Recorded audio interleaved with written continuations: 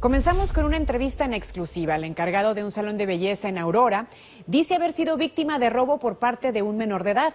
Y todo fue captado en video. Samuel Rivera nos tiene los detalles. Gracias, compañeros. Todo transcurría de lo más normal en este salón de belleza, en un día rutinario, hasta que 3 adolescentes irrumpieron.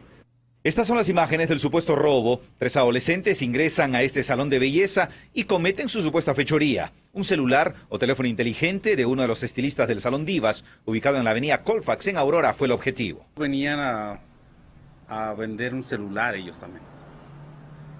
Y fue cuando se me hizo todo raro, pero fue cuando tomaron mi celular y ya saben.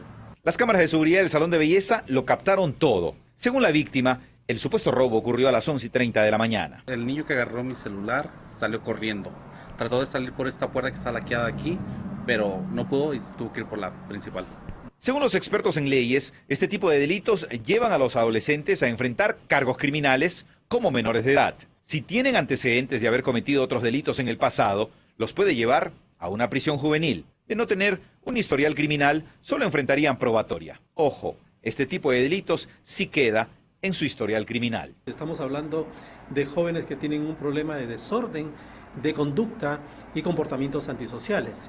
Y esto puede incrementarse con otros elementos que pueden ser de mucho riesgo para la comunidad. La policía de Aurora está investigando lo sucedido. De hecho me sorprendió bastante porque son muy jóvenes para andar haciendo ese tipo de cosas. El peligro de estos jóvenes que empiezan a ser parte de un grupo, de una pandilla, porque no actúan de manera aislada. Evitar que sus hijos terminen cometiendo este tipo de delitos es, según los psicoterapeutas, una responsabilidad vital de los padres.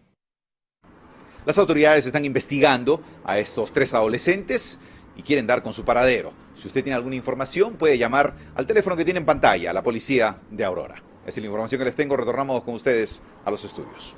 Muchas gracias, Samuel, por tu reporte. Buenas noches.